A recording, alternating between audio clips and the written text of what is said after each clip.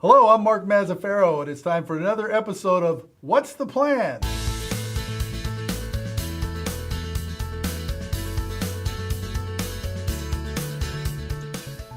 And with us, as always, on What's the Plan is Planning Director Barton Brierley. Barton, how you doing today? I'm doing great.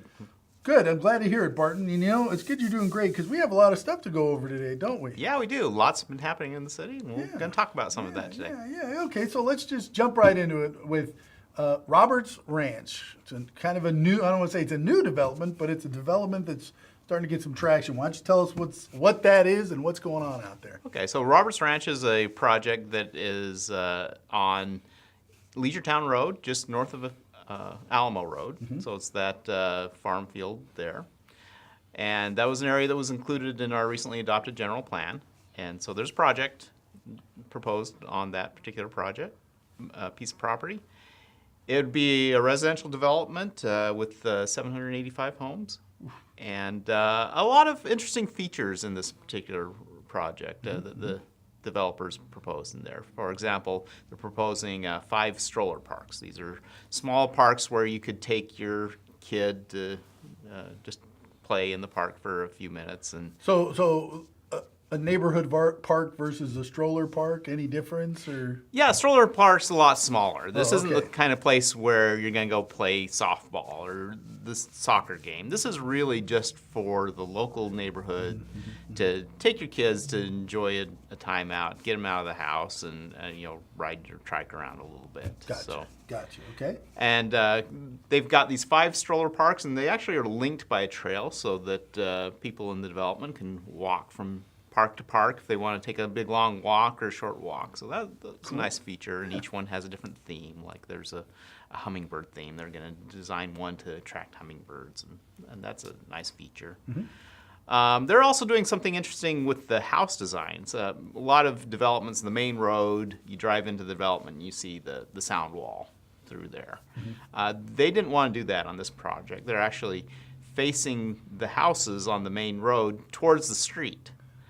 They're doing all the access in the back, but all the houses will front that street. So when you drive down, you'll see the fronts of the home. So just a lot more attractive design. Front door, but no garages is what you're saying, basically. Yes. So it'll be a very friendly atmosphere when you go in there. So driveways in the back between that's how you access There's actually a road in the back, and they'll have the garages in there. Cool. Just Very on the nice. main road. The rest of the development will be standard. Do we have many developments like that here now? Or? No, we don't. This is a new kind of concept. The developers were very interested in it towards some projects that they've done like that, and it makes a very attractive street frontage. Yeah, so yeah.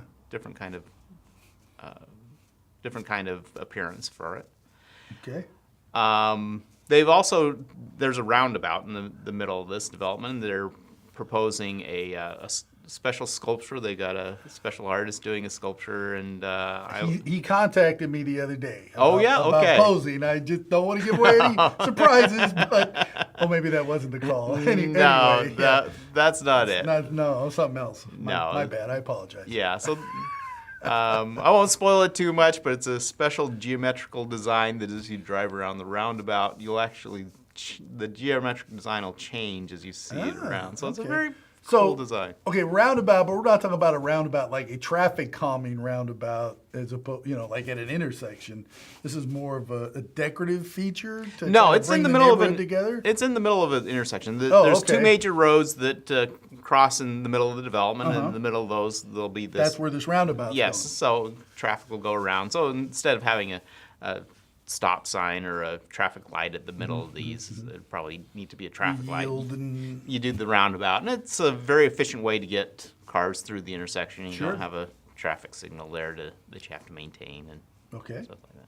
Sounds good. Now, I see on our list it's also going to have a dog park. Really? Yes. On the eastern end of the project, they had an area of open space there. And so we worked very closely with them to develop a plan for that open space. And a dog park was planned there. I know that was very popular and needed in the community. Also some play fields in there, and some just walking trails and open spaces. A little over 20 acres, so there's going to be some good space. That's pretty good size for a dog park, right? But it's more of a park where you can bring your dog.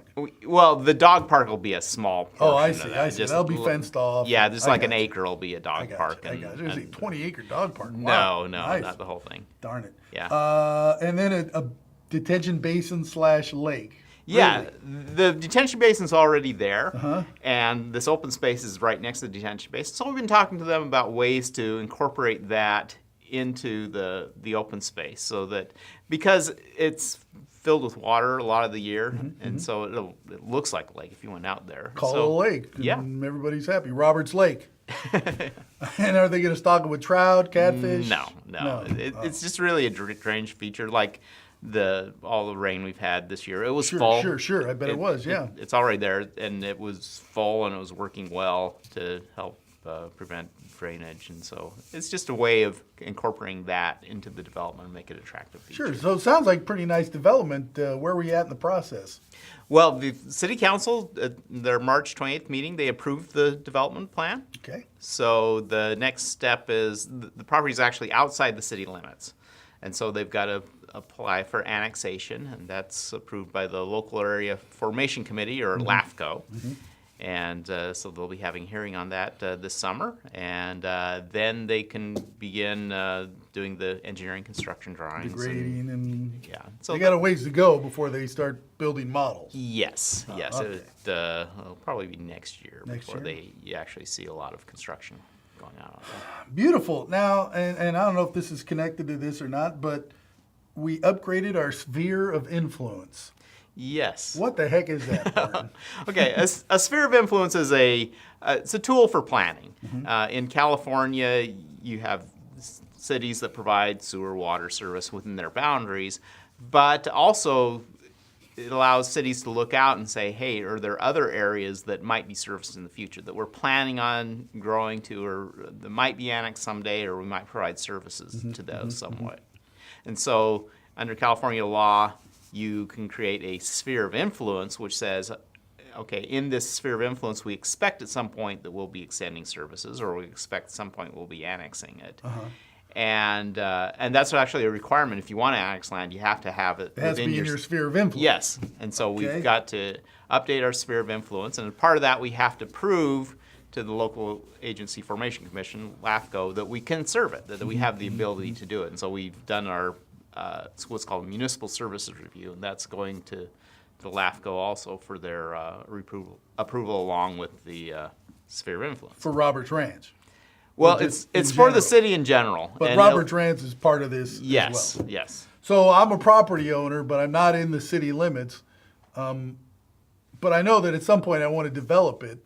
Do I come to the city and say, I want to be in your sphere of influence, or explain that to me? Well, that's why we did the general plan, so we knew where the city's planning on growing, where the future development areas would be. And Okay. so we do field those calls a lot. Someone will say, hey, I live, up at the top of English Hills or whatever, can I get water service? And then we can look at the maps and say, no, you're beyond our sphere of influence. You That got to won't go be. somewhere else, or dig a well, or Yes.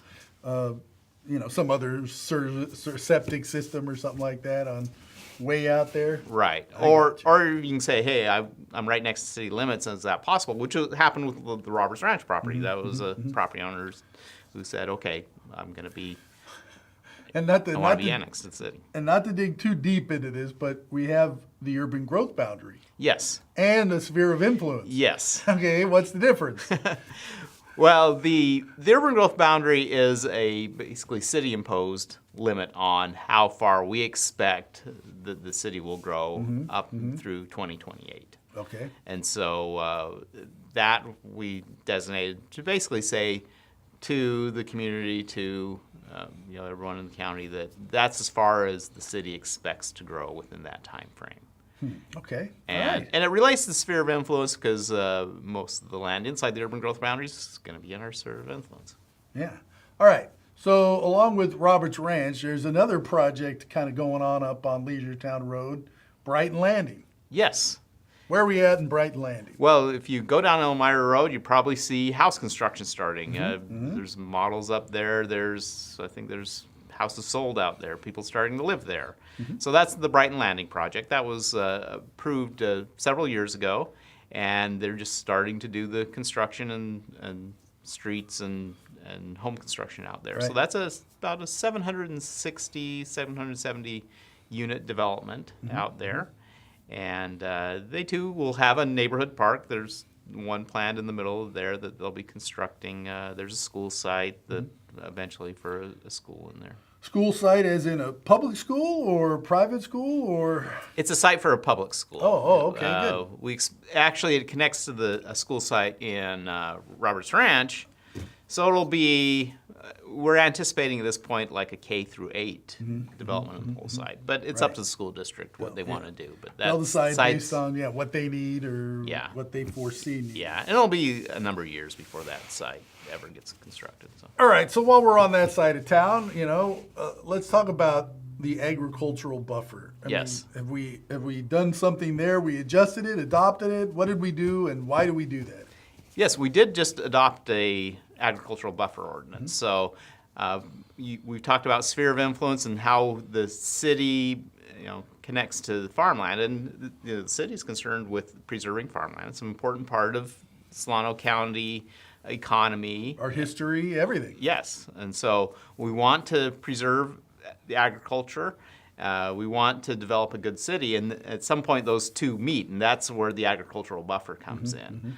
And it's as much to protect the city from the farm activities as it is to protect the farm activities from the city. So, farmers do things like they spray, they till up their fields. There's dirt and dust and bugs and spray and all kinds of stuff going on. And we want to make sure that those continue to be viable operations. They don't have to shut down because houses were built next to them. So we created an agricultural buffer. So it's 300 to 500 feet wide between these developments, like Roberts Ranch. It's would be on the east side of Roberts Ranch and Brighton Landing. There's an agricultural buffer there, and all the developments there.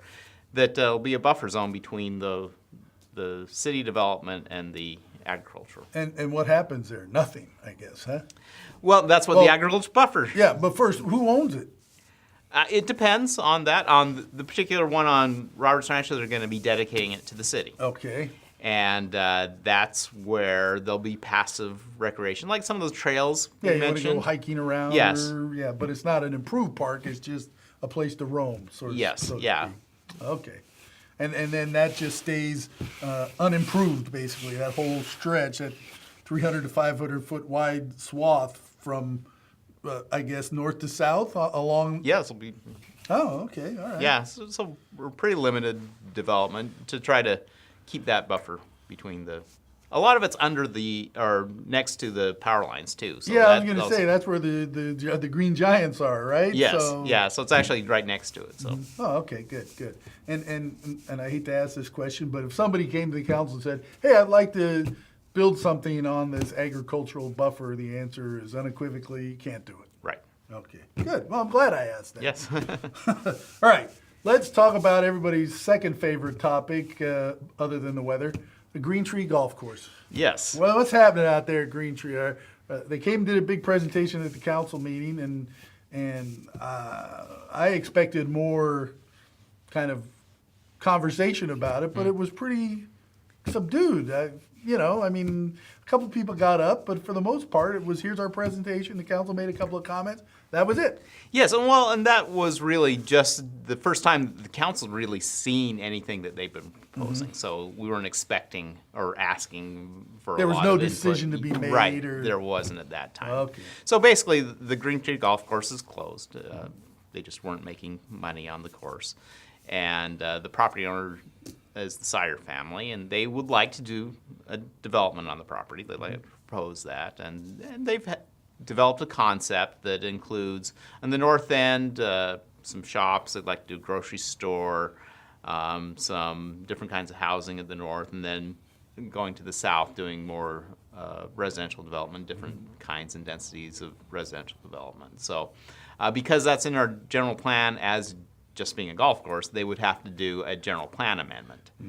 And the first step in a general plan amendment is what we call a merit hearing. And so we expect that to happen sometime, probably this summer. Oh, okay. And the merit hearing would really allow them to even file an application with us. So this- they can't do anything until after the merit hearing. Right. So they have this merit hearing, and the council decides it's not merited. That's the end of it. Yes, basically they can do that. Okay. And then what does Sire do with his golf course? That's up to him to decide what happens next, I guess, huh? Well, they would, yes, you're right. They'd have to decide that. Wow. Okay. Closing golf courses isn't that uncommon in this day and age, too. I don't know if you saw the paper the other day. There was an article about Vallejo. Yeah. They have a huge saw golf that. course, Blue Rock Springs. It's 36 holes, and they're thinking about closing it because the city subsidizes it to the tune of $800,000 a year.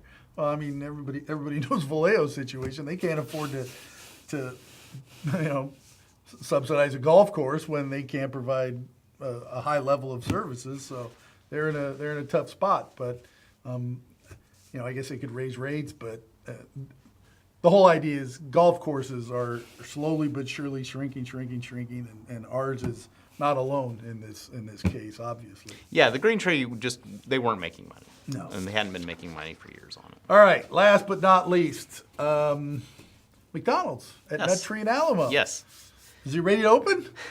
Not quite, huh? No, Oh, okay, Big Mac's not ready yet. Oh, okay. But basically, there is a proposal for a McDonald's, a Nut Tree and Alamo, in the area where the Baskin-Robbins building is. So the proposal would be to remove that building and do a McDonald's building. So they want to tear down, and did it have the Blockbuster in it too? Or? Yes, at one time. They want to tear down that building and build a new McDonald's, and it's a 2-lane drive-through type deal, Right. dual, whatever the terminology is they have. Okay, so that was brought to the Planning Commission, right? Yes. And they tentatively approved it? Yes, the Plan Commission had a hearing in April 16th. They tentatively approved the development. They had quite a bit of testimony about it, and they tentatively approved it. So that means they'll come back to them at their May 16th meeting for them to make a final decision. It's funny. I think this project, on the surface, you think it's just a McDonald's. What's the big deal?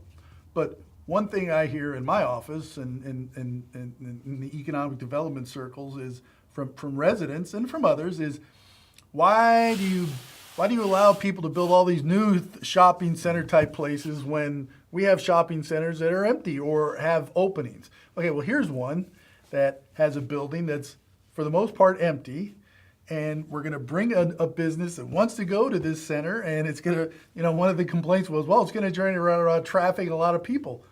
Hello, isn't that kind of what we want? But that's the unenviable position we get put in to have to decide what to do. What's the benefit generally to any drawbacks specifically? I mean, good luck with that. Yeah, I think it's important for people to know we don't pick brands. Right. I mean, not to mention that. Right. Oh God, another McDonald's. Well, Yeah.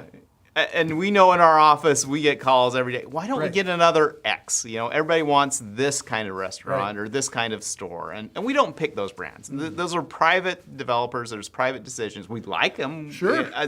There's a lot of corporations we've called up and say, hey, we've got a lot of people wanting your business in your town. Can you come here? But ultimately, it's not in our criteria to say we want this. We approve this brand, but we're not approving that brand. Right. So it's tentatively approved. Yes. Nothing has been finalized. That's coming back to the Planning Commission. Yes, it'll come back to the Planning Commission in May. In May. 16th. Okay, and then they'll either say final yay or nay, and then it'll either move forward or that'll be that, I guess. Yes. Huh? All right. So, well, I'm kind of torn. I mean, you want to see the center get used and be, revitalized. I don't want to say revitalized. It's not like it's dead, but it's got a spot that needs a little help, and here's some help. Yeah. So, And we've got a lot of public comment about it. Right. It's probably a normal large amount of public comment on this. So a lot of people are interested, and that's good. We like to have people come out and learn and find out and give their 2 cents. that's why we have the meetings. That's why People we will come and we want to hear from That's you, why we right? send these notices. We want people to come. Right. So thank you, everybody Yeah, who came. yeah. That's the model. That's how Yes. it's supposed to work. All right, anything else going on in planning? I know at the commission meeting the other night, right at the end, Albert mentioned that the Dutch Brothers is approved. Yes, it's been approved. Hallelujah. Yes. All the young people in the city are going to probably make a statue, Barton Brierley statue, put in front of the Dutch Brothers, thanking you for bringing this. But, Yes. but when do they start construction on that, do you know? Don't know. Don't have a particular time frame. Okay, So, but soon, I guess, huh? yes, Yeah, let's hope we think so. Yes. Get all those kids off our backs. So. Yes.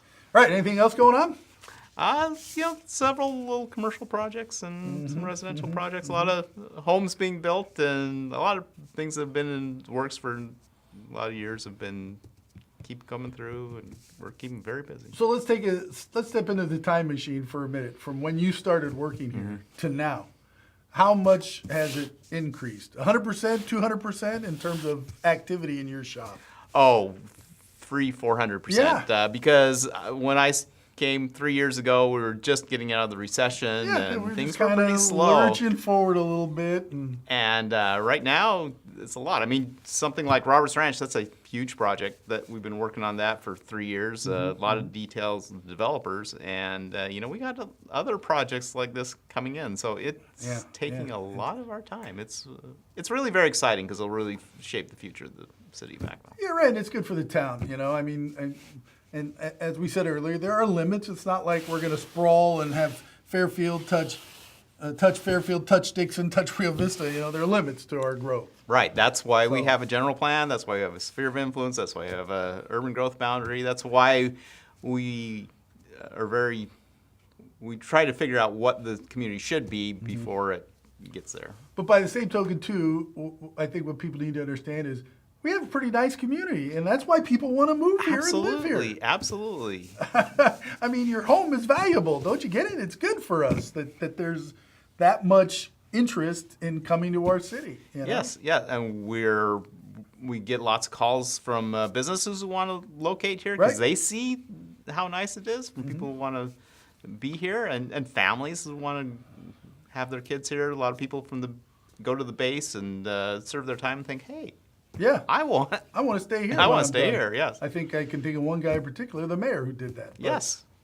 But anyway, well, it's good that we do this show now, because if we did the show when you first got here, it would have been like 3 minutes long. If that. We got 3 permits. Tell us about the water heater installation. Yes. Now we have some really meaty projects and good things going on. Well, thanks, Barton, for taking a little time out of your day, and thank you for watching this episode of What's the Plan. We'll see you next time.